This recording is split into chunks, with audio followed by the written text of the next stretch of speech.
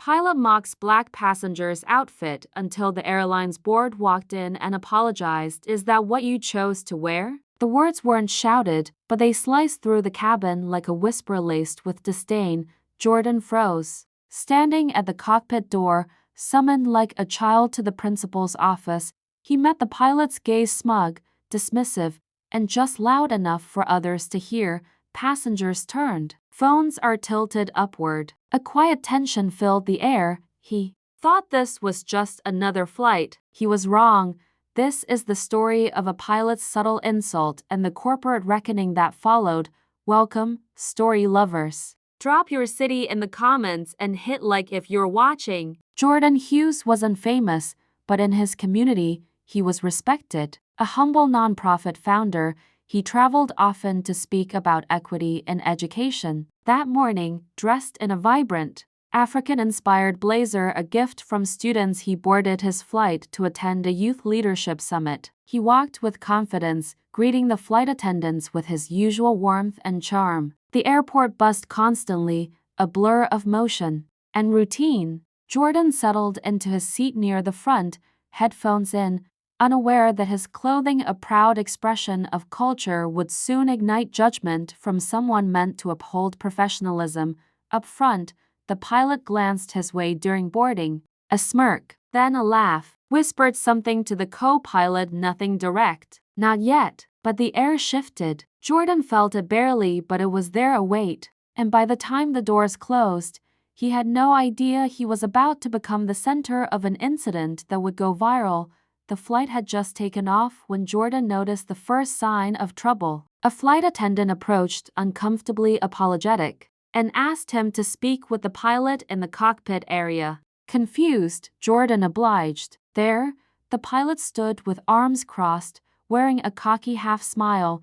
Quite the fashion statement, the pilot said, nodding toward Jordan's blazer. Didn't know we had royalty on board, the co-pilot chuckled behind him. Jordan forced a smile, unsure if this was a joke or mockery. But then came the sting. Just saying, the pilot added, some of us still dress like professionals when flying. Might be something to think about. Jordan's throat tightened. Excuse me? He asked, stunned. The pilot raised an eyebrow. Relax. Just giving you a tip. Don't want people mistaking you for some street performer.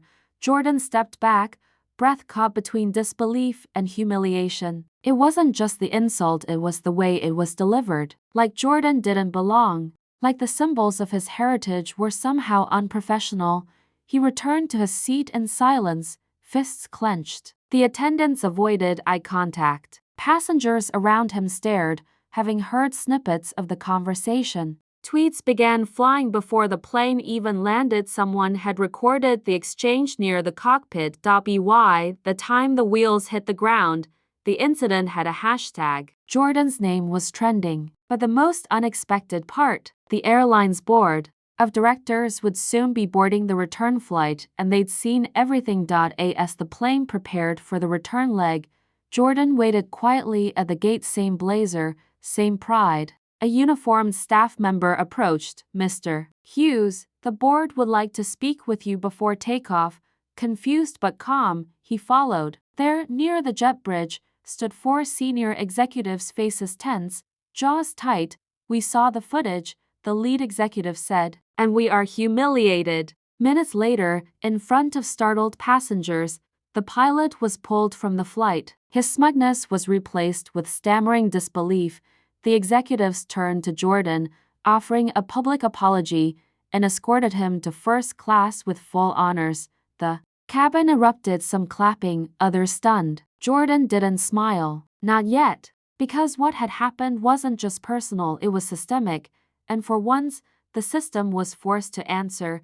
Dear audience, if you're enjoying the story, don't forget to give it a like, it helps. Jordan never sought revenge, he sought dignity. And when the video went viral, it sparked something far greater than outrage. Students shared stories of being judged for their cultural clothing. Professionals spoke up. Airlines revised internal training procedures.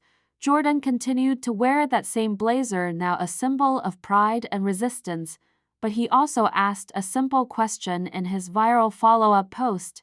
Why does professionalism still look like only one thing? That question echoed in boardrooms, classrooms, and conversations worldwide, because racism doesn't always shout, it often whispers in jokes, in smirks, in gatekeeping, and this time, thanks to one man's courage, it could no longer be hidden. Thanks for watching. Subscribe to our channel for more powerful stories and new videos. Take care.